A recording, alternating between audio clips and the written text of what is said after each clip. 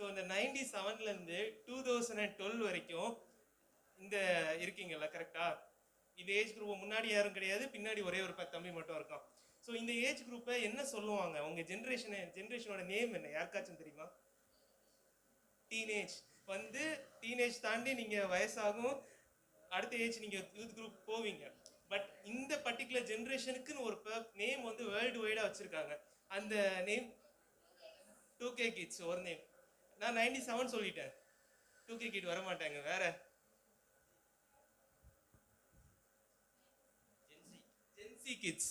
Gen Z எத்தனை பேருக்கு தெரியும்? Gen Z generation Z. ஓகேவா? இந்த ஜென்ரேஷனோட நேம், ஒவ்வொரு ஜென்ரேஷனுக்கும் வேர்ல்டு வைடா ஒரு நேம் வைப்பாங்க. ஒரு ஜென்ரேஷனோட நேம் ஜென்ரேஷன் பூமர். ஓகேவா? ஒரு ஒவ்வொரு இப்போ இந்த தம்பியோட ஜென்ரேஷன் நேம் ஜென்ரேஷன் ஆல்பா. இப்போ 2025க்கு மேல பிறந்தவங்களோட ஜென்ரேஷன் நேம் ஜென்ரேஷன் பீட்டா. இதுல 97 to 2012 பிறந்தவங்களோட ஜென்ரேஷன் பேர் ஜென்ரேஷன் ஜி. ஜென்ரேஷன் ஜினா நத்திங் என்னன்னா ஜென்ரேஷன் ஜூமர். ஓகேவா? பூமர்ஸ் கிடையாது, ஜூமர். எதுக்காக இந்த ஜென்ரேஷன் சி வந்து ஜூமர் அப்படின்னு பேர் வச்சிருக்காங்கன்னா, இந்த ஜென்ரேஷன் தான் ஃபர்ஸ்டா மொபைல் போனோட டிஜிட்டல் ஏரால பிறந்த ஜென்ரேஷன். இவங்க ஒரு விஷயத்த வந்து கேட்டாங்கன்னா அதை போய் ஜூம் பண்ணி அதை ஆராய்ச்சி பண்ணி கற்றுக்கொள்கிற ஒரு ஜென்ரேஷன். இதுக்கு முன்னாடி உள்ள ஜென்ரேஷனுக்கு இந்த மாதிரி ஒரு சான்ஸே கிடைக்கல. அவங்க புக்கை பார்த்து படிச்சாங்க, லெட்டர்ஸ் படிச்சாங்க, டெக்ஸ்ட் புக் படிச்சாங்க, லைப்ரரியில் போய் படிச்சாங்க. ஆனால் இந்த ஒரு ஜென்ரேஷனுக்கு தான் நம்மளால வந்து இன்டர்நெட்டோட அட்வான்டேஜ் இருக்கு. நம்ம ஜூம் பண்ணி படிச்சுட்டு இருக்கோம் நிறைய விஷயங்களை. நம்ம இப்போ வந்து நீங்க பாத்தீங்கன்னா உங்களுக்கு கிளாஸஸே நிறைய கொரோனா டைம்ல நிறைய கிளாஸ் ஆன்லைன்ல நடந்துச்சு. இந்த ஆப்பர்ச்சுனிட்டி வேற எந்த ஜென்ரேஷனும் கிடைக்கல. நம்ம ஒரு ஜென்ரேஷன் 97 to 2012 இருக்க இந்த ஒரு ஜென்ரேஷனுக்கு தான் இப்போ வரைக்கும் கிடைச்சிருக்கு. அதுக்கு அடுத்த ஜென்ரேஷன் இன்னும் வரல. இன்னும் அவங்க வந்து ஒரு 10th 12th எல்லாம் வரல, அவங்க முன்னாடியே இருக்காங்க. ஸோ இந்த ஜென்ரேஷன் வந்து இப்போ இருக்கல ரொம்ப ரொம்ப இம்பார்ட்டன்ட் ஜென்ரேஷன். ஏன்னா இந்தியாவோட பாப்புலேஷன்ல அரௌண்ட் 25 to 30% பேர் வந்து இந்த ஜென்ரேஷன்ல தான் இருக்காங்க. ஜென்ரேஷன் சி வந்து இந்தியாவோட டோட்டல் பாப்புலேஷன் 25 to 30%. இந்தியாவோட பாப்புலேஷன் யாருக்காச்சும் தெரியுமா? பாப்புலேஷன் தப்பா இருந்தாலும் பரவாயில்ல, சொல்லுங்க. 140 crore. அது இன்னும் இன்க்ரீஸ் ஆகிட்டே இருக்கும். இப்போ நமக்கு லேட்டஸ்ட் சென்சஸ் டேட்டா இன்னும் வரல. ஆனால் அப்படி பார்த்தீங்கன்னா கிட்டத்தட்ட ஒரு 50 கோடி பேர் வந்து இந்த ஜென்ரேஷன்ல இந்த தலைமுறையினர் தான் இருக்காங்க. ஸோ இந்த தலைமுறை வந்து ரொம்ப ரொம்ப கவர்மெண்ட்டாக சரி, உங்களோட டீச்சர்ஸும் சரி, எல்லாருமே ரொம்ப ரொம்ப இப்போ இருக்க இண்டஸ்ட்ரீஸும் சரி, எல்லாருமே ரொம்ப உன்னிப்பாக கவனிக்கிற ஜென்ரேஷன் தான் இந்த ஜென்ரேஷன் ஜூமர். இவங்களோட நடவடிக்கை எப்படி இருக்கு? ஏன்னா இவங்க தான் ஃபர்ஸ்ட்டாக மொபைல் ஃபோன், சோஷியல் மீடியா அப்படிங்கிற ஒரு கான்செப்ட்லேருந்து வந்திருக்காங்க. ஸோ இவங்களோட ஜென்ரேஷன் எப்படி இருக்கு, அட்வான்டேஜஸ் என்ன, இவங்க கிட்ட இருக்க டிஸ்அட்வான்டேஜஸ் என்ன அப்படிங்கிறத வந்து நிறைய வந்து இவங்ககிட்ட இருந்து கவனிக்கிறாங்க இந்த ஜென்சி ஜென்ரேஷனோட. ஸோ இந்த ஜென்ரேஷனை பற்றி பார்த்தீங்கன்னா நிறைய அட்வான்டேஜஸ் சொல்கிறாங்க. ஃபார் எக்ஸாம்பிள் இந்த ஜென்ரேஷன் தான் அதிகமாக ட்ராவல் பண்ண விரும்புகிறாங்க அப்படின்னு சொல்லிட்டு, அதிகமாக ஊர்களுக்கு போய் எக்ஸ்ப்ளோர் பண்ண விரும்புகிறாங்க, நிறைய ட்ராவல் பண்ணுறாங்க அப்படிங்கிற ஒரு விஷயம். இந்த ஜென்ரேஷன் அதிகமாக மொபைல் ஃபோன் யூஸ் பண்ணுறாங்க அப்படிங்கிற ஒரு விஷயம். இந்த மாதிரி நிறைய விஷயங்கள் இந்த ஜென்ரேஷனை பற்றி சொன்னாலும் நமக்கு வந்து கவலை தரக்கூடிய ஒரு விஷயம் என்னன்னா, இந்த ஜென்ரேஷன் தான் இதுவரைக்கும் இந்த உலகத்தில் இருந்த எல்லா ஜென்ரேஷனோட மோஸ்ட் சேடஸ்ட் ஜென்ரேஷன். அதாவது ரொம்ப கவலை நிறைந்த ஜென்ரேஷன் அப்படிங்கிற ஒரு வார்த்தையை வந்து சொல்றாங்க. இதுக்கு காரணம் என்னன்னா, இந்த ஜென்ரேஷன்ல இருக்கவங்க அவங்களாவே தேவையில்லாத ஒரு விஷயத்துல போய் விழுந்துட்டு அதை குறித்து வந்து ரொம்ப கவலைப்பட்டு டெய்லி வந்து ஃபீல் பண்ணிட்டே இருக்கக்கூடிய ஒரு ஜென்ரேஷன். எமோஷனலா ஒவ்வொரு நாளும் வந்து ஃபீல் பண்ற ஒரு ஜென்ரேஷன் அப்படிங்கிற ஒரு விஷயத்த சொல்றாங்க. இது வந்து நீங்க போய் கூகுளில் சர்ச் பண்ணாலும், எந்த ஒரு இதில் சர்ச் பண்ணாலும், இந்த ஜென்ரேஷனோட பெரிய டிராபேக் அப்படின்னு பார்த்தீங்கன்னா டிப்ரெஷன், இந்த மாதிரிப்பட்ட விஷயங்கள் இந்த ஜென்ரேஷன் தான் அதிகமாக இருக்கு அப்படிங்கிறத வந்து பேசுறாங்க. ஸோ எதனால இந்த டிப்ரெஷன் இருக்கு, எதனால இந்த மாதிரி கவலைப்படுறாங்க, எதனால இந்த ஜென்ரேஷன் ரொம்ப சேடான ஒரு ஜென்ரேஷனாக பார்க்குறோம் அப்படின்னா நிறைய ரீசன் இருக்கு. அதுக்கு மெயின் ரீசன் நம்ம மொபைல் ஃபோன்ஸை சொல்லலாம். இல்லை நம்ம நிறைய ஆசைப்படுறாங்க இந்த ஜென்ரேஷன்ல, ஆசைப்பட்டு அது கிடைக்காதனால வந்து நம்ம சேடா இருக்க சொல்றோம். இந்த மாதிரி நிறைய விஷயங்களை வந்து நம்ம இந்த ஜென்ரேஷனை பத்தி சொல்லிட்டே இருக்கலாம். ஸோ இன்னைக்கு நம்ம வந்து ஒரே ஒரு விஷயத்த மட்டும் ஒரே ஒரு பைபிள்ல இருக்க ஒரு வேர்ஸை பத்தி மட்டும் நம்ம பார்த்துட்டு நம்ம முடிக்க போறோம். அவ்வளவுதான், கொஞ்ச நேரம் தான் பேச போறேன். ஒரு பைபிள்ல இருக்க ஒரே ஒரு வேர்ஸ் மட்டும் தான் பேச போறேன். ஸோ 1 தீமோத்தி 4:12 யாராச்சும் எடுக்கிறீங்களா? ஸோ இப்போ வந்து நெக்ஸ்ட் ஒரு கொஞ்ச நேரத்துக்கு நான் ஸ்டோரிஸ் மட்டும் தான் சொல்ல போறேன், கொஞ்சம் கவனிங்க. பைபிள் இருக்கவங்க எடுத்துட்டு வந்தவங்க மட்டும் யாராவது ஒருத்தங்க வாசிங்க.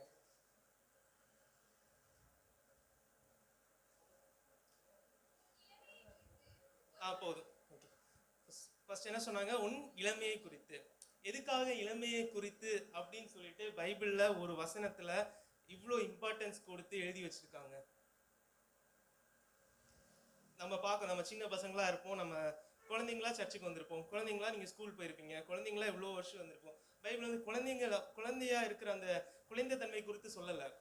அதே மாதிரி அடல்ட்டா இருந்து எவ்வளோ விஷயங்கள் இருக்கும். எவ்வளோ வருஷம் நம்ம லைஃப்ல நீங்க பாருங்களேன், ஒரு 80 வருஷம் நீங்க இருந்தீங்கன்னா இளமை அப்படிங்கிறது ஒரு 13ல ஒரு 27 28 வயசு 30 வயசு வரைக்கும்னு வச்சுக்கோங்களேன். வெறும் ஒரு 17 வருஷம் மட்டும் தான் இந்த யூத் பீரியட் இருக்க போகுது. டீனேஜஸ் அப்படின்னு சொல்றோம், இளம் வாலிபர்கள் சொல்றோம். அதுக்கப்புறம் வாலிபர்கள் அந்த ஸ்டேஜ் வந்து வெறும் ஒரு 17 வருஷம் தான் இருக்க போறீங்க. ஏன் பைபிள்ல ஸ்பெசிபிக்கா இந்த 17 வருஷத்து குறித்து ஒரு இம்பார்ட்டன்ஸா ஒரு வசனத்துல ஸ்பெசிபிக்கா சொல்றாங்க அப்படின்னா அதுல சம்திங் இம்பார்ட்டன்ட் இருக்கு. ஸோ அதை பத்தி இன்னைக்கு நிறைய வந்து நீங்க யோசிக்கணும். நிறைய விஷயங்கள் இப்போ நான் பேசிட்டு இந்த முடிச்சுட்டு நான் போனாலும் நீங்க வீட்டுல போய் இந்த விஷயம் ரொம்ப யோசிக்கணும். அதுக்காக தான் சொல்றேன். ஸோ இந்த இளமை வாலிப வயசை பொறுத்து அதிகமா ஏன் சொல்றாங்கன்னா, இந்த வயசுல தான் நீங்க அதிகமா டிசிஷன்ஸ் எடுப்பீங்க. டிசிஷன் மேக்கிங், நிறைய டிசிஷன் மேக் பண்ணுவீங்க. உங்களோட எஜுகேஷனாக இருக்கட்டும், நீங்கள் அடுத்து என்ன படிக்க போறீங்க அப்படிங்கிறதா இருக்கட்டும், இல்லை உங்களோட கேரியர், நீங்கள் எங்கே வேலை பார்க்க போறீங்களா இருக்கட்டும், எந்த ஊரில் போய் வேலை பார்க்க போறீங்க அப்படிங்கிறதா இருக்கட்டும், இந்த மாதிரி ஏகப்பட்ட டிசிஷன்ஸ் வந்து இந்த வயசுல தான் நீங்கள் எடுப்பீங்க. நீங்கள் வந்து 30 வயசு தாண்டிட்டீங்கன்னா நீங்கள் ஒரு செட்டில்டு ஸ்டேஜுக்கு போயிடுவீங்க. அதுக்கப்புறம் திரும்ப வந்து இந்த வயசை பற்றி நீங்கள் யோசிக்க போகிறதில்ல.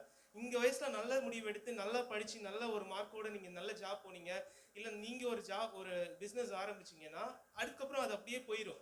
ஆனா இந்த ஏஜ் வந்து ரொம்ப ரொம்ப இம்பார்ட்டன்டான ஒரு ஏஜ். நம்ம பைபிள்ல கூட படிக்கிறோம், தாவீதை குறித்து பார்த்தோம்னா அவருடைய ஜென்ரேஷன் எப்படி மாறுது. தாவீதோட இதுல இருந்து அவரோட ஜென்ரேஷன்ல தான் ஜீசஸ் கிரைஸ்டே பிறக்கிறாரு. அப்படின்னா அவர் எவ்வளோ அந்த இளம் வாலிப வயசுல அவர் எப்படி அந்த டிசிஷன்ஸை கரெக்டா எடுத்திருப்பாரு. ஒரு தானியேலை பார்த்தீங்கன்னா அந்த ராஜாவோட போஜனத்தை நான் வந்து அவ்வளோ பெரிய ஒரு இடத்துல போனதுக்கு அப்புறமும் அவன் ஒரு தீர்மானம் எடுக்கிறான். ஸோ இந்த இளம் வாலிப வயசுல நம்ம சில தீர்மானம், ஒரு சில டிசிஷன்ஸ் வந்து நம்ம எடுத்தோம்னா, கரெக்டான டிசிஷன் எடுத்து கரெக்டாக நம்ம லைஃப்ல இருந்தோம்னா கண்டிப்பாக நம்ம லைஃப்ல பெரிய டிசிஷன்ஸை எடுத்து நம்ம நல்ல நேம்ல வரலாம். இன்னொரு ஸ்டோரி சொல்றேன், ஓகேவா?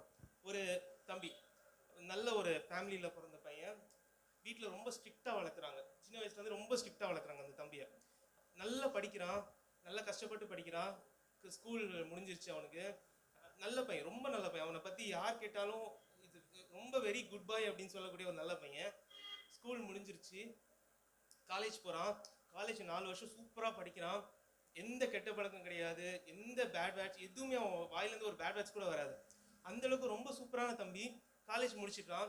காலேஜ் முடிக்கும் போது அவனுக்கு ஒரு பெரிய கம்பெனியில், ஃபாரின்ல ஒரு பெரிய கம்பெனியில் பிளேஸ்மெண்ட் ஆகுது. இது நடந்த விஷயம். ஃபாரின்ல ஒரு பெரிய கம்பெனியில் பிளேஸ்மெண்ட் ஆகுது. காலேஜ் முடிச்சுட்டு அந்த ஃபாரின் போகிறதுக்கான அந்த ப்ராசஸ் எல்லாம் பண்ணுறான், விசா அப்ளை பண்ணுறான். எல்லாம் முடிஞ்சு அந்த நாள் வருது, அவன் ஃபாரின் போகணும் அப்படிங்கிற ஒரு நாள் வருது. அப்போ வந்து ஆஃபீஸர்ஸ் வந்து அவனை ஸ்டாப் பண்ணுறாங்க, அவனால ஃபாரின் போக முடியாது. ஏன் அப்படின்னா அந்த ப்ராசஸில் வந்து அவங்க டெஸ்ட் பண்ணுவாங்கல்ல, அந்த விசா எடுக்கிற போது ஒவ்வொரு இதாக நம்ம ஃபிசிக்கல் டெஸ்ட் நிறைய டெஸ்ட் பண்ணுவாங்க. அப்படி பண்ண டெஸ்ட்டில் பிளட் டெஸ்ட் பண்ணதில் அவனோட பிளட்ல வந்து ஹெச்ஐவி வைரஸ் இருக்குது, உனக்கு எய்ட்ஸ் அப்படின்னு சொல்லிட்டு அவங்க சொல்கிறாங்க. அந்த தம்பி உடஞ்சி போகிறான். ரொம்ப நல்ல பையன், எந்த தப்பும் பண்ணது கிடையாது. தப்பு அப்படின்னாலே அவனுக்கு என்னன்னு தெரியாது, அவ்வளோ நல்ல பையன். வீட்டில் ரொம்ப ஸ்ட்ரிக்டாக வளர்த்தாங்க. பேரண்ட்ஸ் அப்பா அம்மா சொல்கிறாங்க, என் பையன் நான் வாய்ப்பே கிடையாது, இது சான்ஸே இல்லை அப்படின்னு சொல்கிறாங்க. ஆனால் வந்து டாக்டர் சொல்கிறாங்க, இல்லை நம்ம இன்னொரு வாட்டி கூட டெஸ்ட் பண்ணி பார்ப்போம் அப்படின்னு சொல்லிட்டு அடுத்த வாட்டி திரும்ப அதுக்கான எல்லா டெஸ்ட்டும் பண்ணுறாங்க. திரும்பவும் சொல்கிறாங்க பாசிட்டிவ் அப்படின்னு சொல்லிட்டு. தம்பி உடஞ்சி போகிறான். என்னாச்சு அப்படின்னு சொல்லி அந்த டாக்டர் தனியாக கூப்பிட்டு பேசுகிறா, நீ வந்து கொஞ்ச நேரம் உன்னோட கண்ணை மூடிட்டு உன்னோட லைஃப்பை ஃபுல்லாக யோசிச்சு பாரு, எந்த இடத்துல நீ தப்பு பண்ண, ஏதோ ஒரு இடத்துல தப்பு நடந்திருக்கும், இல்லைன்னா சும்மாலாம் வராது அப்படின்னு சொல்லி அவங்க சொல்கிறாங்களாம். அவன் போய் கண்ணை மூடி யோசிக்கிறான். யோசிக்கும் போது ஒரு விஷயம் தெரியுது அவனுக்கு. அவனோட காலேஜ் லைஃப்பில், காலேஜ் முடிஞ்ச அந்த கடைசி நாள், நம்ம எல்லாம் ஃபேர்வெல்னு சொல்லுவோம்ல, இப்போ ஸ்கூல் முடியும் போது கடைசி நாள் ஃபேர்வெல்னு சொல்லுவோம். காலேஜ் முடிஞ்ச அந்த ஃபேர்வெல் அப்படின்னா நம்ம பிரிஞ்சு போகிறோம், நம்ம ஃப்ரெண்ட்ஸ் எல்லாம் இனிமேல் பார்க்க மாட்டோம். கடைசி நாள் அப்படின்னு ஒரு நாள் கொஞ்சம் ஜாலியாக இருப்போமே, ஒரு நாள் கொஞ்சம் சந்தோஷமா இருப்போமே அப்படின்னு சொல்லிட்டு ஃப்ரெண்ட்ஸாக ஒரு இடத்துக்கு போகிறாங்க. அங்கே போய் வந்து ஸ்மோக் பண்ணுறாங்க, போய் தண்ணி அடிக்கிறாங்க. ஒரு நாள் தானே, ஒரு நாள் நம்ம குடிக்கிறனால ஏதாவது மாறப்போகுதா? மாறாது. ஒரு நாள் பண்ணுறனால என்ன மாறப்போ அப்படின்னு சொல்லிட்டு அந்த சிந்தனையில் அவன் குடிக்கிறான். ஒரு கட்டத்தில் அவன் வந்து அவனுடைய சுயநிலையை இழக்கிறான், தப்பு பண்ணுறான். அவனுடைய வாழ்க்கையே அழிஞ்சு போகுது. எந்த லைஃப்பும் வந்து அவன் ஸ்பாயில் பண்ணிட்டான். அவன் லைஃப் அவனால அவன் நினைச்ச வேலை எதுவும் பண்ண முடியாது. அவன் லைஃப் எப்படி போகுமோ அப்படின்னு தெரியாது. அவனோட கண்ணுல இருந்து அதை யோசிக்கும் போதே கண்ணீரா வருதான், அந்த டாக்டர் சொல்றாரு பார்த்துட்டு. ஸோ இதெல்லாம் நடந்த விஷயம். ஒரு எவ்வளோ நல்ல பையனா இருந்தான், சின்ன வயசுல இருந்து எவ்வளோ கரெக்டா எவ்வளோ பெர்ஃபெக்டா இருந்த பையன் லைஃப்ல அந்த ஒரு நாள்ல அந்த ஒரு நேரத்துல அந்த ஒரு மேக்சிமம் என்ன ஒரு 1 hour அவன் சந்தோஷமா இருந்திருப்பானா ஃபேர்வெல்னு சொல்லிட்டு, அந்த 1 மணி நேரம் அவன் பண்ண ஒரு சின்ன தப்புனால அவனுடைய வாழ்க்கையை அழிஞ்சு போகும். ஸோ இன்னைக்கு நாங்கள் எதுக்காக இங்கே வந்து இவ்வளோ தூரம் பேசுகிறோம், இவ்வளோ ப்ரோக்ராம் நடத்துகிறோம் அப்படின்னா, உங்களோட லைஃப்பில் எந்த நேரத்துலையும் இந்த மாதிரி ஒரு தப்பான டிசிஷனை எடுக்கக்கூடாது அப்படிங்கிறதா. தப்பான டிசிஷன் எடுக்கிறதுக்கு டைம்லாம் ஆகாது. ஏதோ நீங்கள் தப்பான டிசிஷன் அப்படின்னு சொன்னால் மாதக்கணக்கில் யோசிச்சு இந்த மாதிரி ஒரு டிசிஷன் எடுக்கணும் அப்படிலாம் கிடையாது.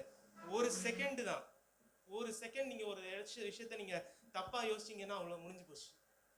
நான் என் ஃப்ரெண்ட்ஸ்ட்டு அடிக்கடி சொல்லுவேன், சென்னையில் இருக்கும்போது சரி சொல்லுவேன், வண்டி பாண்டிச்சேரி போகுதுனால இறங்கிடு, அதுக்கப்புறம் நான் போய் நல்லவனா இருப்பேன் அப்படின்னு சொன்னேன்னா இருக்க முடியாது. நான் ஃபண்ணுக்கு சொல்லுவேன் ஃப்ரெண்ட்ஸ் கிட்ட அந்த மாதிரி. ஏன்னா நம்மளால வந்து ஒரு விஷயம், ஒரு டெம்டேஷன் அப்படிங்கிற ஒரு விஷயத்துக்குள்ள நம்ம மாட்டிட்டோம்னா நம்மளால அதுல இருந்து வெளியே வர முடியாது. நம்ம அந்த தப்பு வந்து நம்ம செஞ்சிருவோம். செஞ்சு பார்த்தா தான் என்ன அப்படிதான் நமக்கு தோணும். ஏன்னா இந்த வயசு அப்படி, நம்ம ஒரு தடவை செஞ்சு பார்ப்பேன், ஒரு தடவை செய்யறதுனால என்ன ஆகிற போகுது அப்படின்னு. அந்த ஒரு தடவை தான் அப்படியே நம்மளை மரண இருளில் கொண்டு போய் தள்ளும். ஸோ இங்கே இருக்க யாரோக்கும் அப்படி ஒரு நிலைமை எதுனாலும் சரி, அப்படி எந்த ஒரு நிலைமையும் வரக்கூடாது அப்படிங்கிறதுனால தான் இவ்வளோ கஷ்டப்பட்டு இன்னைக்கு உங்கள் பாஸ்டர் சரி, இங்கே இருக்கவங்களும் சரி, இவ்வளோ கஷ்டப்பட்டு இதை ஆர்கனைஸ் பண்ணுறாங்க, இதுக்காக ஒர்க் பண்ணிட்டு இருக்காங்க பின்னாடி உட்காந்துட்டு. ஸோ அந்த வசனத்தை வாசிப்போம். ஸோ இப்போ தெரியுது ஏன் இளமை வந்து ரொம்ப இம்பார்ட்டன்ட் அப்படின்னு. ஏன்னா திஸ் இஸ் அ பீரியட், நீங்கள் நிறைய டிசிஷன் எடுக்க போகிறீங்க. டிசிஷன்னா நீங்கள் கேரியர் மட்டும் கிடையாது, ஒவ்வொரு செகண்ட் நீங்கள் எடுக்கிற டிசிஷன், நீங்கள் பைக்கில் வந்து லெஃப்டா ரைட்டா நீங்கள் நினைக்கிற டிசிஷனும் டிசிஷன் தான். ஸோ இந்த டிசிஷனுக்காக தான் பவுல் அங்கே என்ன சொல்றாரு, உன் இளமையை குறித்து ஒருவர் உன்னை அசட்டை பண்ணாத படிக்கு. அடுத்த வாசகம், வார்த்தையிலும் வரும் வார்த்தை. ஸோ ஃபர்ஸ்ட் என்ன சொல்றாருன்னா இங்க பவுல் வார்த்தையிலும், நம்ம வேர்ட் எப்படி இருக்கு அப்படின்னு சொல்லிட்டு. இங்க எத்தனை பேர்கிட்ட ஸ்மார்ட் ஃபோன் இருக்கு? என்கிட்ட மொபைல், நான் பர்சனலாக நான் மொபைல் வச்சிருக்கேன் அப்படின்னா கொஞ்சம் ஆன்சர் பண்ணுங்க. 1 2 3 4. நீங்க பசங்க யாருக்கும் இல்லையா? யாருப்பா அது 2014 பிறந்தேன்னு சொன்னேன்? சரி பரவாயில்ல. சரி, யாரெல்லாம் எங்களோட அப்பா அம்மா ஃபோன் அதிகம் நேரம் என்கிட்ட தான் இருக்கும் அப்படின்னு சொல்றீங்க? ஓகே, இல்லை ஜெனுவினா நீங்கள் பேசுங்க. நீங்கள் எவ்வளோ பேசுவீங்களோ அப்போ தான் உங்களுக்கு அவங்கள பற்றி தெரியும். சரி, நான் ஒரு நாளைக்கு நான் 1 மணி நேரத்துக்கு மேலே மொபைல் யூஸ் பண்ணுவேன். 1 மணி நேரம் ரொம்ப கம்மியா? 1 மணி நேரத்துக்கு மேலே மொபைல் யூஸ் பண்ணுவேன் அப்படின்னு. அப்போ யார் ஃபோனாக இருந்தாலும் சரி, அண்ணன் ஃபோனா, தம்பி ஃபோனா, அப்பா ஃபோனா, யார் ஃபோனாக இருந்தாலும் சரி, 1 மணி நேரத்துக்கு மேலே யூஸ் பண்ணுவேன் அப்படின்னா கை நல்லாவே தூக்குங்களேன். பரவாயில்ல, பேசலாம். இங்கே ஏன் ஏதோ தப்பாக பேசிட்டு போயிடக்கூடாது அப்படிங்கிறதுனால தான் கேட்குறேன். சரி 2 மணி நேரம் ஓகே பரவாயில்ல, பரவாயில்ல, நல்லா தூக்குங்க. உங்களுக்கு அப்போ தான் உங்களை பற்றி தெரியும். 3 மணி நேரம், 4 5 6 7. என்னப்பா யாரும் இந்த ஐபிஎல் பார்க்கறதே இல்லை. ஏன்னா ஐபிஎல் 1 மணி நேரத்துக்கு முன்னாடி முடிஞ்சிடும். கரெக்டா? இப்ப தூக்குங்க. 2 மணி நேரம். யாரும் போன்ல படம் பார்த்ததே இல்லை. ஏன்னா படம் 1 மணி நேரத்துக்கு முன்னாடி முடிஞ்சிடும். ஒரு வெப் சீரிஸ் கூட பார்த்தது இல்லை. ரொம்ப நல்ல பசங்க. இப்ப தூக்குங்க. 2 மணி நேரம். பரவாயில்ல. 3 மணி நேரம்.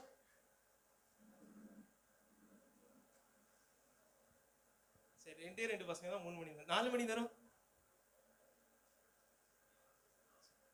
5 6. சரி பரவாயில்ல, தம்பி ஒத்துக்கிறான். ஸோ எல்லாருமே நம்ம மொபைல் வந்து ஒரு, எனக்கு தெரிஞ்சு நீங்க சொன்னாலும் சொல்லனாலும் ஆவரேஜா 4 மணி நேரம் யூஸ் பண்ணுவாங்க. இன்னைக்கு இருக்க இந்த ஜென்சி கிட்ஸ் எல்லாருமே 4 மணி நேரம் மொபைல் யூஸ் பண்ணுவாங்க. நீங்க மொபைல்ல வந்து டைமர் ஆன் பண்ணி வச்சுக்கோங்க. போன்ட்டு தான் நான் காமிப்பேன். இந்த மாதிரி என் ஃபோனை நான் அன்லாக் பண்ணாலே நான் ஃபர்ஸ்ட் பார்க்கறது எவ்வளோ நேரம் இன்னைக்கு யூஸ் பண்ணியிருக்கேன் அப்படின்னு. இங்கே பார்த்தீங்கன்னா 41 நிமிஷம் நான் யூஸ் பண்ணியிருக்கேன் இன்னைக்கு. இதுதான் நான் ஃபர்ஸ்ட் மொபைல் எடுத்து தான் பார்ப்பேன். ஓகே நீ 2 மணி நேரம் தாண்டிடுச்சா, ஐயோ நைட்டு தூக்கம் வராது, மூடி வச்சிருவோம் அப்படின்னு. இந்த மாதிரி எடுத்து வச்சுப்போம் ஃபர்ஸ்ட் எடுத்ததுமே. ஸோ இதெல்லாம் ஆன் பண்ணி வச்சுக்கோங்க. நம்ம இதை பற்றி லேட்டராக டிஸ்கஸ் பண்ணலாம். இப்போ வந்ததுக்குள்ள பேசுவோம். சரி, நான் 1 மணி நேரம் நான் சேட் பண்ணுவேன் அப்படின்னு சொல்றேன். சேட்டிங்காக 1 மணி நேரம் யூஸ் பண்ணுவேன். குரூப் சேட்டாக இருக்கலாம், ஏதாவது ப்ரைவேட் சேட்டாக இருக்கலாம், 2 பேர் மட்டும் பேசுறதா இருக்கலாம், ஃப்ரெண்ட்ஸ் கூட பேசுறதா இருக்கலாம். ஓகே தம்பி, 2 பேர் 1 மணி நேரம் மிச்சம் யாரும் சேட் பண்றதுக்கு கூட யூஸ் பண்ண மாட்டோம் ஃபோனை. எத்தனை பேர் காலேஜ் படிக்கிறீங்க இங்க? தம்பி வெரி குட். எத்தனை பேர் காலேஜ் படிக்கிறீங்க? நல்லா தூக்குங்களா? ஓகே 2 பேர். எத்தனை பேர் 12th +2 படிக்கிறீங்க? +2 முடிச்சவங்க எத்தனை பேர்? +1 10th பரவாயில்ல, சரி ஓகே ஓகே ஃபைன். ஸோ வந்து இப்போ வார்த்தை ஃபர்ஸ்ட் என்ன பார்த்தோம்? வார்த்தை கரெக்டா? நான் தப்பா சொல்லலையே. ஸோ வார்த்தை அப்படிங்கிறது நம்ம 1 to 1 நம்ம இங்கே பேசுறது மட்டும் வார்த்தை கிடையாது. நீங்கள் ஃபோனில் நீங்கள் இன்னொரு பர்சன் கிட்ட சேட் பண்ணுறது பேரும் வேர்டு தான். நீங்கள் பேசுறது தான் அங்கே யாரும் மறைக்க முடியாது. ஏன்னா வந்து நம்ம நினைப்போம் ஃபோனை வந்து சேட் பண்ணும்போது என்னை சுற்றி யாரும் பார்க்கல, இங்கே ஃபோன் தானே நம்ம எது வேணால் பேசிடலாம். அப்புறம் கவர்மெண்ட் கொஞ்சம் நாளைக்கு முன்னாடி ஒரு போஸ்ட் ஒன்று போட்டாங்க, சூப்பராக இருந்துச்சு, அட்வர்டைஸ்மெண்ட் போட்டாங்க. எத்தனை பேர் பார்த்தீங்கன்னு தெரியல. நீங்கள் சோஷியல் மீடியாவில் போடுற ஃபோட்டோ எல்லாத்தையும் ஒரு போஸ்டர் அடித்து ஒட்டினா எப்படி இருக்கும் அப்படின்னு சொல்லி போட்டாங்க. செம்மையாக இருந்துச்சு. எத்தனை பேர் பார்த்தீங்கன்னு தெரியல அட்வர்டைஸ்மெண்ட், கொஞ்சம் நாள் ஆச்சு. So okay. ஸோ சேட் அப்படிங்கிறது வந்து ரொம்ப ரொம்ப சென்சிட்டிவான ரொம்ப இம்பார்ட்டண்ட்டான ஒரு விஷயம். ஏன்னா நம்ம பேசும்போது நம்ம எதை வேணா, ஏன்னா நீங்கள் ஸ்ட்ரெயிட்டாக பேசும்போது நேராக 2 பேர் பேசும்போது நம்ம எதை வேணால் பேச முடியாது. ஓகேவா? நீங்கள் ஸ்ட்ரெயிட்டாக பேசும்போது இதுதான் பேசணும். ஏன்னா நம்ம ஒரு ஆள் ஃபேஸ் டு ஃபேஸ் பேசுகிறோம், ஒரு ஆள் கண்ணை பார்த்து பேசுகிறோம். அப்படிங்கிறது இதுதான் பேசுகிறோம், இப்படி தான் பேசணும் அப்படிங்கிறது நமக்கு தெரியும். அப்படி தான் நம்ம பேசுவோம். இதில் நிறைய பேர் யாராவது இன்ட்ரோவெர்ட் இருக்கீங்களா இங்கே? இன்ட்ரோவெர்ட், எக்ஸ்ட்ரோவெர்ட், இந்த இதுதான் பேசுகிறோம் அப்படிங்கிறது. இன்ட்ரோவெர்ட் எப்படி இருப்பாங்கன்னா பேசவே மாட்டாங்க, சைலண்டாக இருப்பாங்க, ஆனால் சேட் மட்டும் பண்ணுவாங்க. இவங்க பேர் தான் இன்ட்ரோவெர்ட். அது சேட்டில் நல்லா சேட் பண்ணுவாங்க, பேச. என் கூட ஃப்ரெண்டு ஒரு பையன் இருக்கான், நான் அவனுக்கு கால் பண்ணேன்னா கால் கட் பண்ணிப்போம், வாட்ஸ்அப்பில் மெசேஜ் வரும் உடனே. ஸோ இது பேர் தான் இன்ட்ரோவெர்ட் அப்படின்னு நாங்கள் சொல்லுவோம். பண்ணா அது உண்மைதான் ஆக்சுவலாக. ஸோ இந்த மாதிரி நிறைய பேர் இருக்காங்க. சேட் அப்படிங்கிறது ரொம்ப சென்சிட்டிவான விஷயம். ஸோ நான் எதுக்காக இந்த மெயினாக இந்த சேட் அப்படி பேசுகிறேன் அப்படின்னா, ஒருவேளை நீங்கள் வந்து இது வரைக்கும் சேட் ரொம்ப எக்ஸ்ப்ளோர் ஆகலைன்னா பரவாயில்ல, ஓகேவா? ஆனால் இனிமேல் நீங்கள் கண்டிப்பாக எக்ஸ்ப்ளோர் ஆவீங்க. நீங்கள் எப்போ ஒன்ஸ் நீங்கள் காலேஜ் போகிறீங்களோ, நீங்கள் முக்கியமாக இந்த +2 முடிச்சதுக்கப்புறம்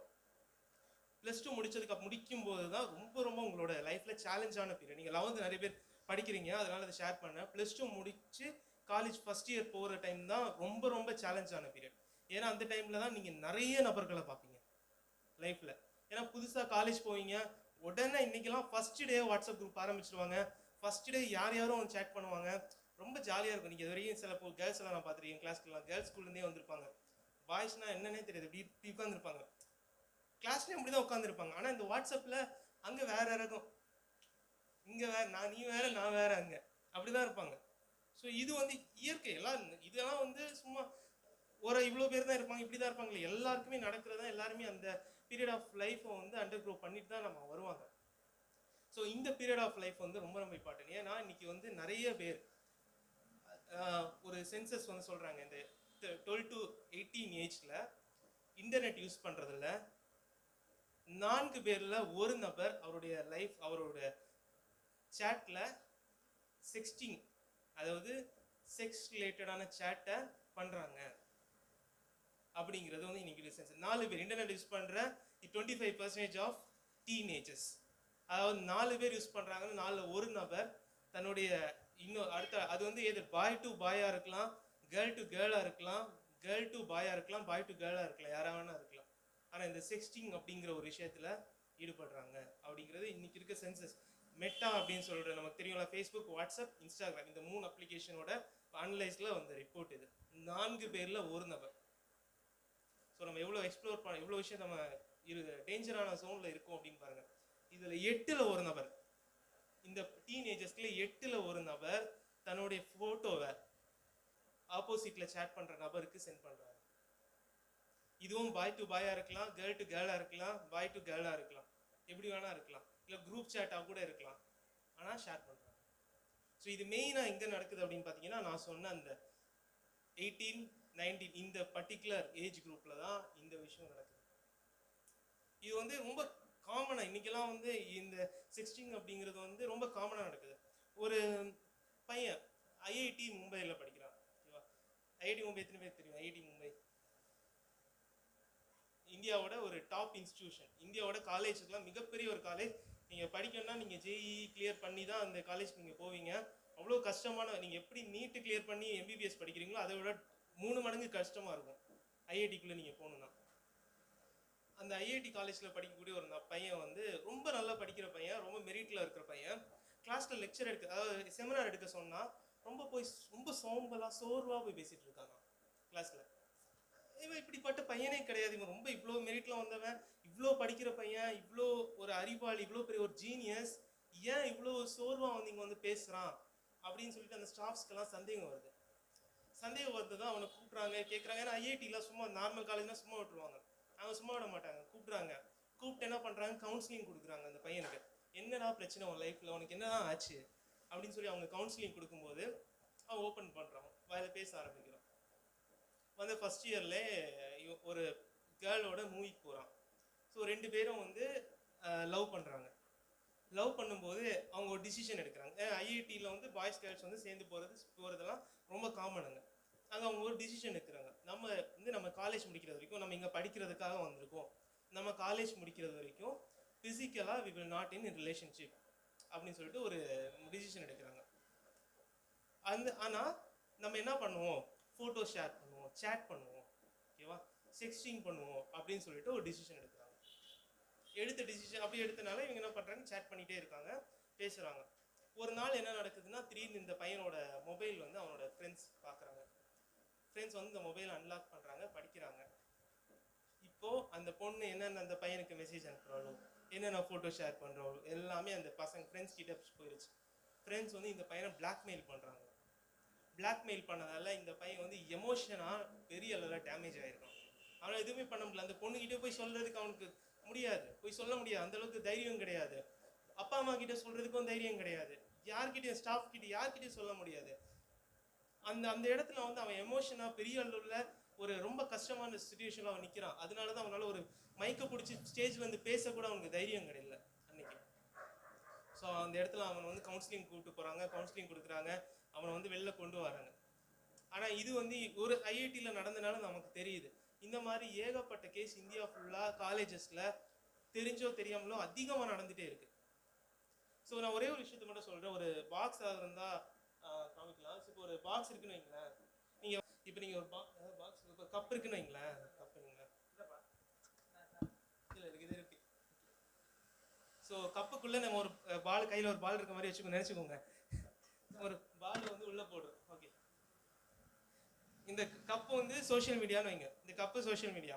இந்த மூடி வந்து ஒரு மெசேஜ், ஒரு ஃபோட்டோ மெசேஜ் எது வேணா இருக்கலாம். உங்களோட ஃபோட்டோவாக இருக்கலாம், எப்படிப்பட்ட ஃபோட்டோ வேணா இருக்கலாம், இல்லை உங்களோட நல்ல ஃபோட்டோவாக இருக்கலாம், இல்லை மெசேஜாக இருக்கலாம், எதுவும் நீங்கள் அனுப்புறீங்க. இது சோஷியல் மீடியா. இதை எடுத்து நீங்கள் இதுக்குள்ளே போடுறீங்க, ஓகேவா. இதை திரும்ப இதுலேருந்து எடுக்க முடியாது. இதுதான் சோஷியல் மீடியாவோட கான்செப்ட். எந்த அப்ளிகேஷனாக இருந்தாலும் சரி, ஃபோனில் எதுவாக இருந்தாலும் சரி, இதை திரும்ப இதுலேருந்து எடுக்க முடியாது. நீங்கள் டெலீட் பண்ணுவீங்க, அன்சென்ட் பண்ணுவீங்க. இன்ஸ்டாகிராம் யூஸ் பண்ணுறீங்க, எதிர்ப்பு இங்கே இன்ஸ்டாகிராம் யூஸ் பண்ணுறீங்க. இன்ஸ்டாகிராமில் அன்சென்ட் அப்படின்னு ஒரு ஆப்ஷன் இருக்கும். அன்சென்ட் பண்ணீங்கன்னா நாங்கள் என்ன பண்ணுவோம்னா, இதை ஒரு மூடி வச்சு மூடிடுவோம், சரியா. இது அங்கே தான் இருக்கும். ஸோ ஒருவேளை நாளைக்கு கவர்மெண்ட்டோ இல்லை வேற யாராவது கேட்டாங்க அப்படின்னா இதை ஓப்பன் பண்ணி உள்ளேருந்து எடுத்து அவங்க கிட்ட கொடுப்போம்.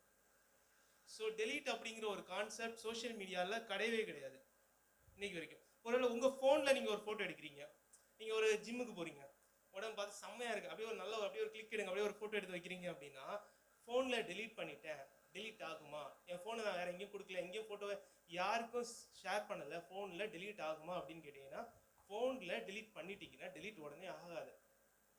ஃபோனோட மெமரி எப்படி ஸ்டோர் ஆகும்னா, ஒரு 120 GB ஆஃப் மெமரி இருக்குன்னா ஒவ்வொரு 120 GB மெமரிக்கும் அப்படியே சைக்கிள் போயிட்டே இருக்கும். ஈஸி யாராவது நீங்கள் எடுத்து படிச்சிங்கன்னா உங்களுக்கு இதோட கான்செப்ட் சூப்பராக சொல்லி கொடுப்பாங்க. ஸோ ஃபோனில் என்ன நடக்கும்னா, இதை இன்னொரு ஃபோட்டோ நீங்கள் எடுக்கும்போது இந்த ஃபோட்டோ வெளியே எடுத்துட்டு அந்த ஃபோட்டோ உள்ள ஸ்டோர் பண்ணுவோம். இது வந்து உங்களோட லோக்கல் டிவைஸான ஃபோனில் நடக்கிறது. ஆனால் சோஷியல் மீடியாவில் இது நடக்காது. டெலீட் அப்படிங்கிறது ஒன்றுமே கிடையவே கிடையாது. இதை நீங்கள் வந்து என்ன பண்ணுவாங்கன்னா, நீங்கள் ஒரு ஃபோட்டோஸ் அனுப்புறீங்க, பேக் எண்டில் அல்காரிதம் யூஸ் பண்ணி அந்த ஃபோட்டோஸ் எல்லாத்தையும் எடுத்து டார்க் வெப்பில் நிறைய செல் பண்ணுவாங்க. அதெல்லாம் பெரிய டாப்பிக்காக போயிட்டு இருக்கும். அது நம்ம டேட்டாவை பற்றி பேசணும்னா இன்னும் பெருசாக நம்ம டிஸ்கஸ் பண்ணலாம். நம்ம இப்போ வந்து அதுலேருந்து நம்ம வந்துடுவோம். ஸோ இன்றைக்கி வந்து மெயினாக நம்ம பார்த்த இந்த வார்த்தை அப்படிங்கிறத பார்க்கும்போது சோஷியல் மீடியாவில் நம்மளோட வேர்ட்ஸ் வந்து ரொம்ப ரொம்ப இம்பார்ட்டண்ட்டாக இருக்கும். நீங்கள் நிறைய பேர் டேர் அனுப்புவாங்க, டேர் மெசேஜ் அனுப்பிட்டு ஜாலியாக இருக்கு, ஒரு குரூப்பாக இருப்பாங்க. ஃபஸ்ட்டாக நீங்கள் காலேஜில் போயிருப்பீங்க, சேர்ந்துருப்பீங்க, 5 பேர் இருப்பாங்க. டேர் விளையாடு, சும்மா இந்த பையனுக்கு ப்ரப்போஸ் பண்ணு, சும்மா உங்களுக்கு எத்தனை க்ரஷ் இருக்குன்னு சொல்ல, இப்படி தான் நான்லாம் ஆரம்பிக்கும். அதுக்கப்புறம் அது எங்கேயோ போயிட்டு முடியும். இந்த மாதிரி ஒரு ஃபோட்டோ அனுப்பு அப்படின்னு கேட்பாங்க. சொல்லுவாங்க எல்லாரும் அனுப்பிட்டாங்களே, எல்லாரும் வந்து அவங்க டேரை சொல்லிட்டாங்க, நீ மட்டும் ஏன் பண்ணலை அப்படின்னு கேட்பாங்க. ஸோ இது வந்து நீங்கள் காலேஜ் ஸ்கூல் நீங்கள் அடுத்து எங்கே போனீங்கனாலும் நீங்கள் வேர்ல்டு எக்ஸ்ப்ளோர் பண்ணும்போது இதெல்லாமே நடக்கும். ஸோ அதுக்கு வந்து நம்ம வந்து இப்போவே கேர்ஃபுல்லாக இருக்கணும். ஸோ அடுத்த விஷயத்துக்கு போகலாம். ஃபர்ஸ்ட் வந்து நம்ம வார்த்தை, அடுத்து நம்ம குயிக்காக போயிடலாம். அடுத்து வாசிங்க. நடக்கை. ஸோ இந்த இளம் வாலிப காலத்தில், அதாவது நம்மளோட இளமை குறித்து நம்ம அடுத்து கேர்ஃபுல்லாக இருக்கும்போது நம்மளுடைய நடக்கை இருக்க வேண்டியது. நம்ம நடத்தை எதுலேயுமே அடிக்ட் ஆகாதுங்க. ஆல்கஹால் ஒரு வாட்டி ட்ரை பண்ணலாம்னு சொல்லி ஃப்ரெண்ட்ஸ் கூப்பிடுவாங்க, போயிடாது. ஆல்கஹால், எந்த விதமான ட்ரக்ஸு, அதே போல் சோஷியல் மீடியா, மொபைல் ஃபோன் எதுலேயுமே அடிக்ட் ஆகாதுங்க. சரி, நம்ம அடுத்து போகலாம். அடுத்து நடக்கை. அன்பிலும் லவ். ஸோ இது வேர்டு எல்லாருக்கும் பிடிச்ச வேர்டு தான். லவ் அப்படிங்கிற வேர்டு பிடிக்காது அப்படின்னு யாராவது சொல்கிறீங்களா? எனக்கு லவ் அப்படிங்கிற வேர்டு பிடிக்காதுப்பா, கை தூக்குங்களேன். சரி, எனக்கு பிடிக்கும் அப்படின்னா கை தூக்குங்க. லவ் அப்படிங்கிற வேர்டு எனக்கு பிடிக்கும். எதுவுமே தூங்க மாட்டேங்குது. இன்னும் 2 நிமிஷத்துல தூங்கிடுவீங்க எல்லாரும்.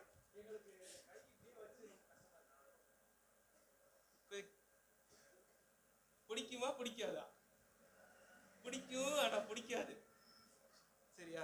லவ் வந்து எது பிடிக்கணும், எது பிடிக்க கூடாது அப்படின்னு நான் சொல்றேன். எது இன்னைக்கு எப்படின்னா, எது நமக்கு பிடிக்குதுன்னா, ஃபோன் மேல ஃபோன் லவ். எனக்கு ஃபோனா ஏன் உயிருங்க, என் உடம்புல அது ஒரு பாட்டுங்க அப்படிங்கிற அளவுக்கு அந்த ஃபோனை பிடிக்குது. கரெக்டா?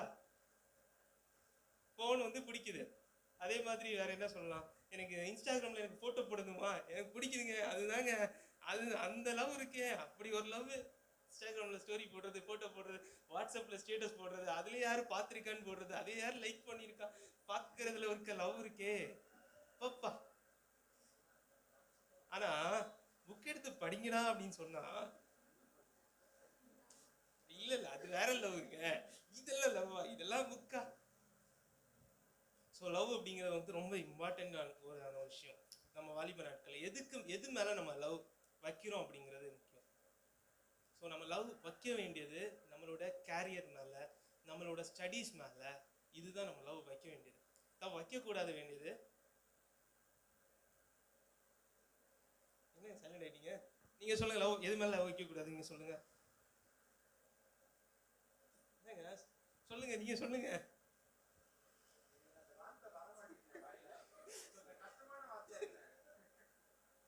தம்பி நீ சொல்லுப்பா.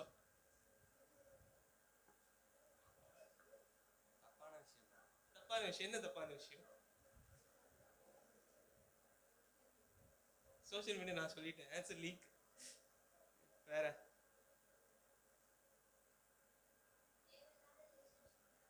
தேவையில்லாத ரிலேஷன்ஷிப்ல வைக்கக்கூடாது. வேற ஓகே ஃபைன். தேவையில்லாத எந்த கமிட்மெண்ட் மேலேயும் லவ் வைக்காதுங்க இந்த ஏஜ்ல. ஏன்னா அது வந்து நம்மளை ரெஸ்ட்ரிக்ட் பண்ணும். உங்களை லவ் அப்படி வைக்கும்போது ஃபர்ஸ்ட் ஆஃப் ஆல் இந்த ஏஜ்ல ஃப்ரீயா திங்க் பண்ணணும். ரோட்ல ஒரு பாக்குறீங்களா, ஏன் இது இப்படி இருக்கு அப்படின்னு சொல்லி நீங்க கேட்கணும். இனோவேட்டிவா திங்க் பண்ணணும், இதை எப்படி மாத்தலாம். ஃபாஸ்டேக் அப்படின்னு நீங்க ஒன்று பாக்குறீங்களா? இன்னைக்கு அப்படியே பைபாஸ்ல கார்ல வந்தோம்னா சரன் வந்துட்டே இருக்கும், நிக்க மாட்டோம். முன்னாடிலாம் எவ்வளோ தூரம் நிற்போம். இதெல்லாம் ஒரு உங்க நம்ம காலேஜ் ஸ்டூடெண்ட்ஸ் யோசிச்ச ஒரு ஐடியா. இந்த மாதிரி RFID சிப் வச்சு ஒரு டேக் வைப்போங்க, காசா பேங்க்ல இருந்து எடுப்போம் அப்படின்னு யோசிச்சாங்க. ரொம்ப கஷ்டப்பட்டு இம்ப்ளிமெண்ட் பண்ணாங்க. இதெல்லாம் நம்ம ஸ்ட்ரெயிட்டா பார்த்த ப்ராப்ளம். ஆனால் நம்ம யோசிக்கல, அவங்க யோசிச்சாங்க. ஒன்ஸ் எந்தாவது ஒரு ரிலேஷன்ஷிப்ல ஏதாவது ஒரு அடிக்ஷன்ல இருந்தீங்கன்னா உங்க மூளை வேலை செய்யாது. நீ கிரிக்கெட் பார்க்கணும்னு இருந்தீங்கன்னு வைங்களேன், நைட்டு யாருக்கு மேட்ச் இன்னைக்கு, நீங்க மேட்ச் பார்க்கணும் இருந்தீங்கன்னா காலையில இருந்து சாயங்காலம் மூளையே வேலை செய்யாது. நீங்க அது மட்டும் தான் யோசிப்பீங்க. அப்படி இந்த ஸ்டேஜ்ல இல்லாம எல்லாத்தையும் யோசிக்கிற அளவுக்கு ஒரு இனோவேட்டிவா இருக்கணும்னா சரியான விஷயத்துல இந்த லவ் வைங்க. லவ் அப்படிங்கிற ரொம்ப ரொம்ப புனிதமா, ரொம்ப ஒரு அது ஒரு கிஃப்ட். காடால் நம்ம கொடுத்த அந்த கிஃப்டை வந்து கரெக்டாக யூஸ் பண்ணணும். கரெக்டான ஸ்டடீஸ்லையா, இந்த வயசுல படிப்பில், அதில் லவ் வைங்க.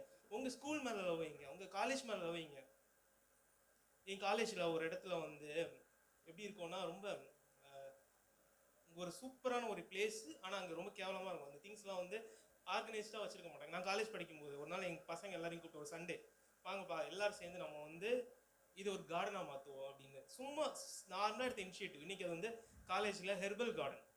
இன்னைக்கு கிட்டத்தட்ட 12 டிஃப்ரெண்ட் டைப்ஸ் ஆஃப் இந்த துளசி மட்டுமே அங்கே நிற்குது. சும்மா நார்மலாக எடுத்தோம். காலேஜ் மேலே உங்கள் ஸ்கூல் மேலே ஸ்கூலில் வந்து நீங்கள் பார்த்தீங்கன்னா இது இப்படி பண்ணலாம். நீங்கள் உங்கள் டீச்சர்ஸ்க்கு ஐடியா கொடுங்க.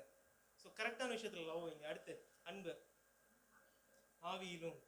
ஸோ அடுத்து வந்து இப்போ நம்ம ஒருத்தர் இந்த தம்பி வந்து நல்லா ஒரு என்ன பண்ணுறான், ஒரு மரத்தை வாங்குறான், ஒரு மாம்பழம் நல்லா வாங்குறான், நேட்டுதான் தண்ணி விட்றான், டெய்லி போய் தண்ணி விட்றான், மரம் பெருசாகுது, நிறைய கிளை வருது, நல்லா இப்போ மாம்பழ சீசன், நல்லா பூ பூக்குது.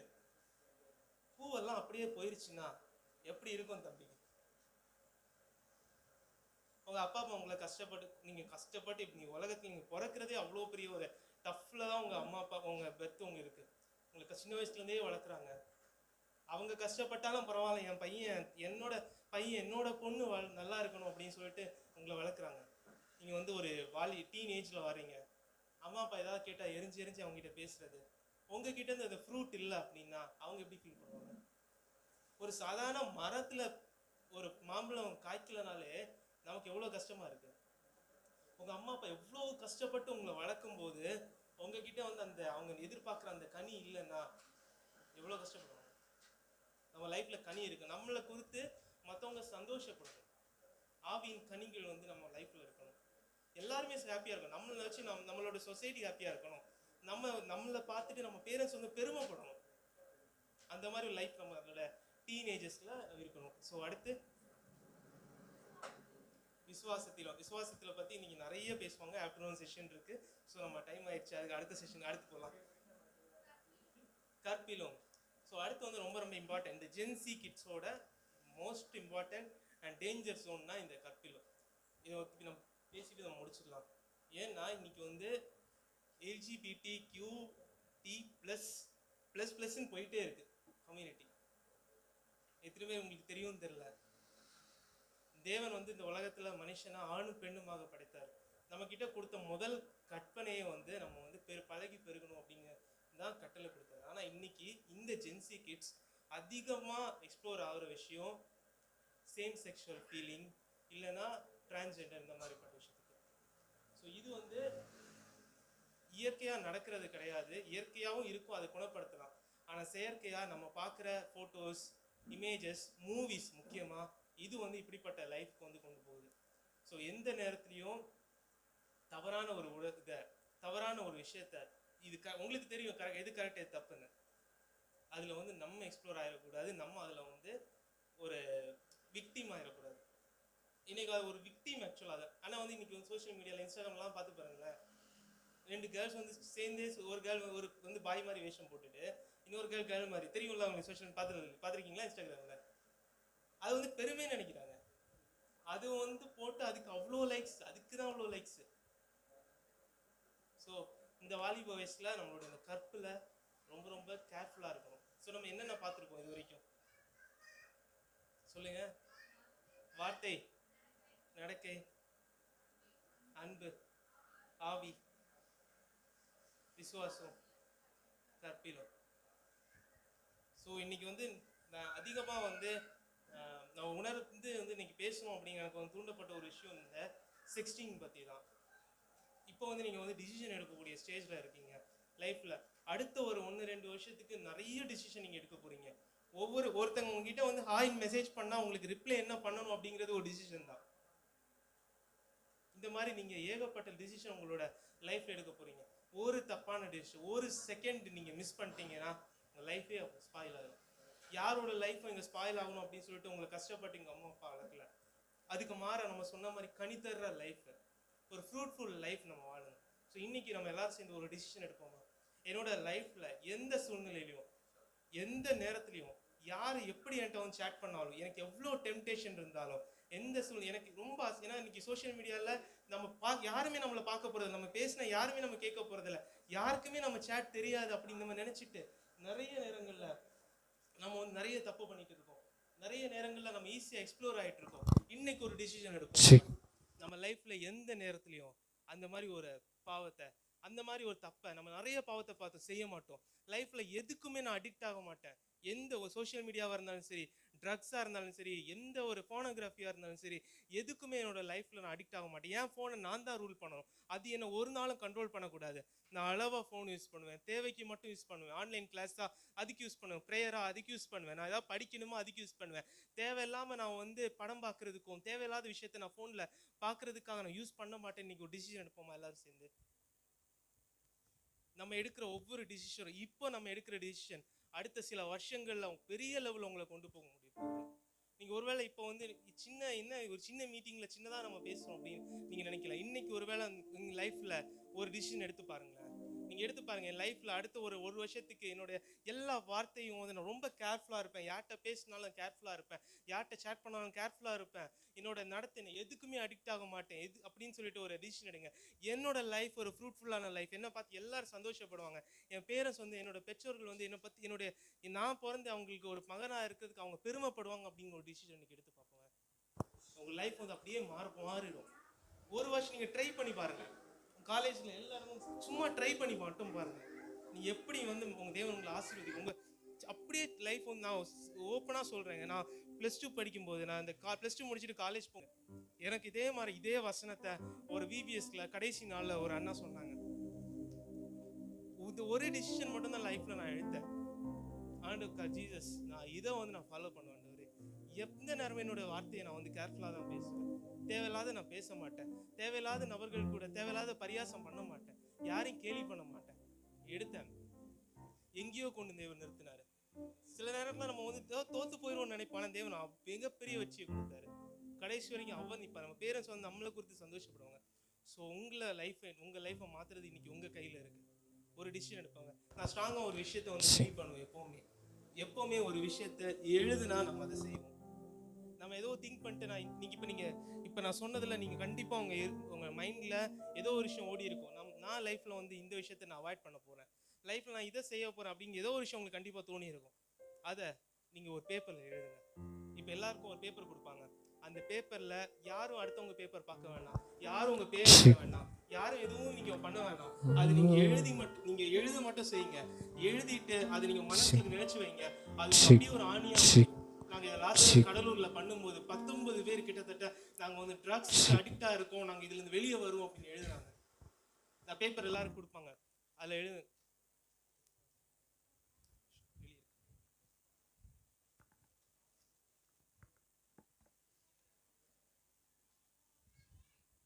இப்போ வந்து எல்லாருக்கும் ஒரு ஸ்டிக்கி நோட் கொடுப்பாங்க. எல்லாருக்கும் கையில பென் இருக்கும்னு நினைக்கிறேன். எல்லாரும் நீங்க இன்னைக்கு இந்த நேரத்துல இந்த மெசேஜை கேட்கும் போது நீங்க ஒரு டிசிஷன் எடுத்திருப்பீங்களா லைஃப்ல? நான் இதை செய்ய மாட்டேன், நான் வந்து ஒரு டேர் கேம் விளையாட மாட்டேன், நான் வந்து பப்ஜிக்கு இந்த மாதிரி ஒரு கேம்ல அடிக்டா இருக்கேன், அதுல இருந்து நான் வெளியே வருவேன். நான் ஒருவேளை ஏதோ ஒரு விஷயத்துல தேவையில்லாத ஒரு விஷயத்த நான் லவ் பண்ணிட்டு இருக்கேன், அதுல இருந்து நான் வெளியே வருவேன், எனக்கு உதவி செய்யுங்க. நீங்க எழுதுனீங்கன்னா நாங்க வந்து டெய்லி வந்து இதுக்காக நாங்க ப்ரேயர் பண்ணிட்டு இருக்கோம். கடலூர்ல கிட்டத்தட்ட 5 பேருக்கு கிட்டத்தட்ட 12 பேர் BTS அப்படிங்கிற ஒரு பர்டிகுலர் சவுத் கொரியன் ஆர்டிஸ்ட் மேல அவங்க அடிக்டா இருந்தாங்க. நம்ம கேள்விப்பட்டிருப்போம். கரூர்ல இருந்து 3 கேர்ள்ஸ் BTS ஆர்மி நாங்கள் மீட் பண்ணணும், அவங்க கிட்ட போய் ஜாயின் பண்ணணும் அப்படின்னு சொல்லிட்டு இங்கேருந்து கிளம்பி போனாங்க. வீட்டில் அம்மா அப்பா கிட்ட சொல்லாமல் காசு எடுத்துகிட்டு போனாங்க. காட்பாடி அப்படிங்கிற ரயில்வே ஸ்டேஷனில் வந்து போலீஸ் போய் அவங்கள வந்து பிடிச்சி காப்பாற்றி சேவ் பண்ணுறாங்க. இன்னைக்கு நம்மளோட லைஃப்ல நம்ம ஏதோ ஒரு விஷயத்துக்கு அடிக்டாக இருக்கிறோம், ஏதோ ஒரு விஷயத்துக்கு நம்ம இதாக இருக்கும். இன்னைக்கு ஒரு டிசிஷன் எடுப்போம். நீங்கள் யாரும் உங்கள் பேர் எழுத வேண்டாம், நீங்கள் என்ன டிசிஷன் எடுத்துறீங்களோ அதை மட்டும் எழுதுங்க.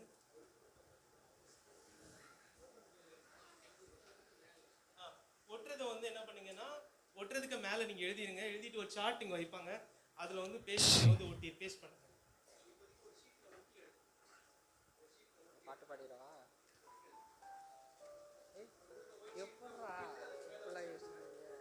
யாரும் அடுத்தவங்கள பேப்பர் பார்க்க வேண்டாம். நீங்கள் என்ன டிசிஷன் எடுத்தீங்களோ அதை நீங்கள் எழுதுங்க.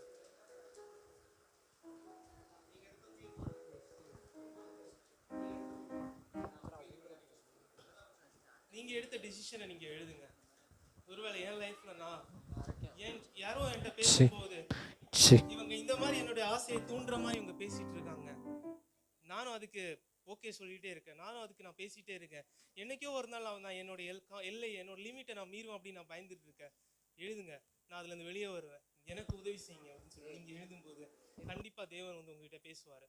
அதுல இருந்து இதோ நான் மொபைல்ல அடிக்டா இருக்கேன், நான் ஒரு நாளைக்கு 5 மணி நேரம் 6 மணி நேரம் 7 மணி நேரம் யூஸ் பண்ணிட்டு இருக்கேன். வெப் சீரிஸாக பார்த்துட்டு இருக்கேன். நீங்கள் நினைக்கலாம், ஒருவேளை இப்படி இருந்தீங்கன்னா எழுதுங்க. ஒருவேளை நான் ஏதோ ஒரு தப்பான ரிலேஷன்ஷிப்பில் இருக்கேன், அந்த ரிலேஷன்ஷிப்லேருந்து என்னால் வெளியே வர முடியலை, என்னோட ஸ்கூல் லைஃப்பில் என்னோட காலேஜில் நான் தெரியாமல் அதில் போய் விழுந்துட்டேன் அப்படி நீங்கள் நினச்சிங்கன்னா அது குறித்து நீங்கள் எழுதுங்க. இதுலேருந்து நான் வெளியே வருவேன், எனக்கு உதவி செய்யுங்க, அதுலேருந்து நான் வெளியே வருவேன். இன்னைக்கு ஒரு டிசிஷனோட நம்ம இங்கே போவோம். இந்த 1 மணி நேரம் யாருக்கும் வீணாக போயிடாம எல்லாரும் அதை குறித்து ஒரு டிசிஷன் எடுத்தவர்கள் நம்ம சொல்லுவோம்.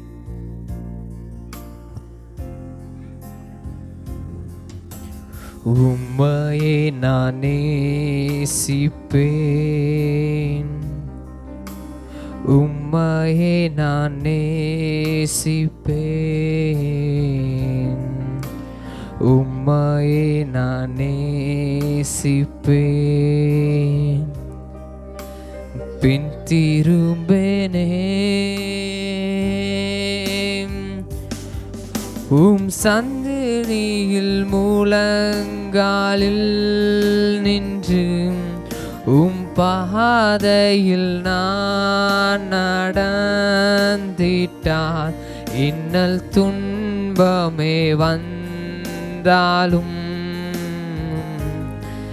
நான் பின் திரும்பேனே. சந்நிதியில் முழங்காலில் நின்று பாதையில் நான் நடந்திட்டால் இன்னல் துன்பமே வந்தாலும் நான் பின் திரும்பேனே.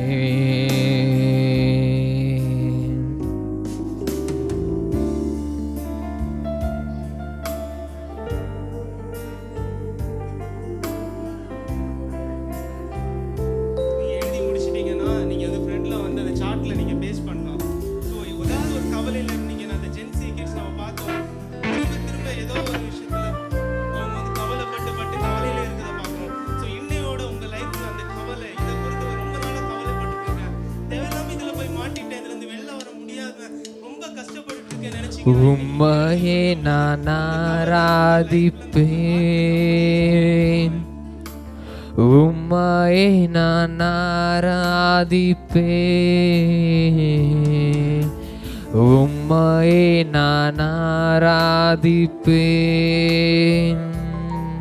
நான் பின் திரும்பேனே.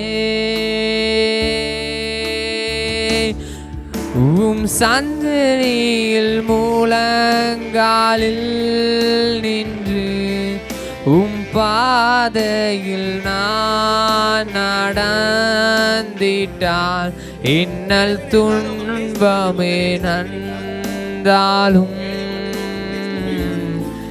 நான் பின் திரும்பேனே.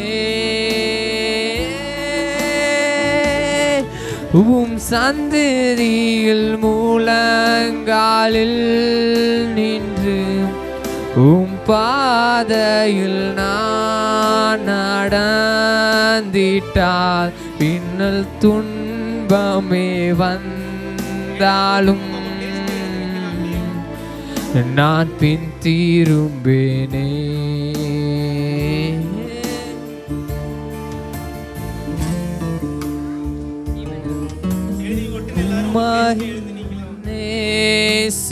நேசிப்பேன், உம்மையே நான் நேசிப்பேன்,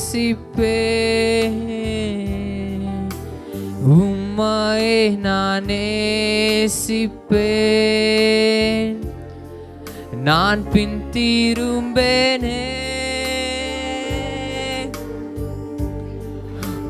சந்நிதியில் முழங்காலில் நின்று பாதையில் நான் நடந்திட்டால் இன்னல் துன்பமே வந்தாலும் நான் பின் திரும்பேனே. இப்போ எல்லாரும் வந்து நம்ம ஒரு டிசிஷன், ஏதோ ஒரு டிசிஷன் எல்லாரும் எடுத்திருப்பீங்க. டிசிஷன் அப்படியே விட்டுறாம இன்னைக்கு எல்லார் கையிலையும் ஒரு கார்டு கொடுத்துருப்பாங்க. கார்டு எல்லாரும் கையில் கிடச்சிச்சு. ஷேர் உங்களுக்கு கார்டு வாங்கிக்கோங்க. இந்த கார்டில் வந்து நம்ம என்ன வசனத்தை இன்னைக்கு இவ்வளோ நேரம் நம்ம பார்த்தோமோ இந்த வசனம் இருக்கும். உங்க லைஃப்ல எந்த இடத்துல உங்களுக்கு ஏதோ தப்பு நடக்கிற மாதிரி உங்களுக்கு ஃபீல் ஆகுறோ அந்த இடத்துல இந்த வசனத்தை வச்சுக்கோங்க. உங்க புக்ல நோட்ல இந்த டைம் படிக்கல உங்க போன்னால நீங்க ஏதாவது தப்பு பண்றதா நினைச்சீங்கன்னா இந்த வசனத்தை உங்க போன் வால்பேப்பரா செட் பண்ணிக்கோங்க. இதை பார்க்கும் போதெல்லாம் உங்களுக்கு ஞாபகம் வரணும், இந்த தப்பு நம்ம பண்ணக்கூடாது, இதனால நம்ம ஏதோ ஒரு தப்பான டைரக்ஷன்ல போயிட்டு இருக்கோம். நம்ம எதை பத்தி பேசுறோம் அதோட சிம்பிள் எல்லாமே இருக்கும். இது உங்களுக்கு மட்டும் தான் இதை கார்டை இன்னொருத்தங்க பார்த்தாங்கன்னா அவங்களுக்கு இது புரியாது. இது உங்களுக்கு மட்டும் தான் தெரியும். இந்த கார்டில் இருக்கிற சிம்பிள் பார்க்கும்போது இந்த சிம்பிள்லாம் எதை குறிக்குது, எதை பத்தி நம்ம பேசணும் அப்படிங்கிறது. இந்த வசனத்தை வச்சுக்கோங்க. அதே போல பின்னாடி நோட்ஸ் இருக்கும். உங்களுக்கு தேவைப்பட்டுச்சுன்னா உங்களுக்கு விருப்பப்பட்டுன்னா இப்போ நீங்க ஒரு டிசிஷன் எடுத்திருப்பீங்கல்ல, அது எழுதி வச்சுக்கோங்க இதுல. அப்ப நீங்க எங்கெங்க நீங்க பாக்குறீங்களோ நான் ஒரு டிசிஷன் எடுத்தேன், அந்த டிசிஷன்ல மீற மாட்டேன் அப்படின்னு சொல்லிட்டு ஒரு தீர்மானத்தோட இருக்கவும். இப்போ இந்த எழுதி ஓட்டுனவங்க எல்லாருக்காகவும் மைக்கில் நான் ப்ரேயர் பண்ணுவாங்க. இங்க இந்த வாலிபர் மத்தியில் ஊழியம் செய்யற அந்த சிஸ்டருக்கு நீங்க வந்து இந்த பிள்ளைகளுக்காக ஜெபம் பண்ணுங்க.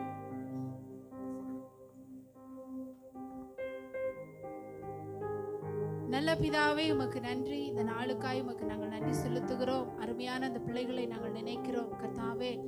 வாழ்க்கையில் அப்பா டிசிஷன் மேக்கிங் என்பது எவ்வளவு ஒரு முக்கியமான விஷயம் என்பதை பிள்ளைகளுக்கு இந்த நாட்களிலே கர்த்தர் புரிய வைத்திருக்கிறீர். அதற்காக நாங்கள் நன்றி செலுத்துகிறோம். பிள்ளைகள் எடுத்திருக்கிற முடிவுகளை ஆண்டுடைய கரத்தில் நாங்கள் வைத்திருக்கிறோம். என் தேவன் எல்லா பலவீனங்களிலிருந்தும் எங்களை விடுவிக்க நீர் வல்லவராய் இருக்கிறீர். இந்த பிள்ளைங்க எடுத்திருக்கிற ஒவ்வொரு முடிவுகளிலும் தேவனுடைய கிருபை இருக்கட்டும், தேவனுடைய ஆளுமை இருக்கட்டும். எல்லா விதத்திலும் உங்க நாமத்தினால அந்த பிள்ளைங்க இன்ஃப்ளூயன்ஸ் ஆகி உங்க வாழ்க்கையில மிகப்பெரிய ஒரு நல்ல ஒரு சக்சஸ் ஆன ஒரு வெற்றியான ஒரு வாழ்க்கையை இந்த பிள்ளைகள் வாழ கர்த்தர் கிருபை பாராட்டும். இந்த ஒவ்வொரு பிள்ளைகளையும் ஆண்டுடைய கரத்துல ஒப்பு கொடுக்கிறோம். பிள்ளைகள் எடுத்திருக்கிற முடிவில் அந்த முயற்சி இந்த பிள்ளைகள் தொடர்ந்து செய்ய, இதனால இந்த பிள்ளைகளுடைய வாலிப வாழ்க்கை மிகவும் ஆசீர்வாதமாய் அநேகருக்கு பயனுள்ளதாய் தாய் தகப்பனுக்கு கனத்தை உண்டு பண்ணுகிறதாய் மாறட்டும். இயேசு கிறிஸ்துவின் நாமத்தில் செபிக்கிறேன் நல்ல பிதாவே, ஆமென்.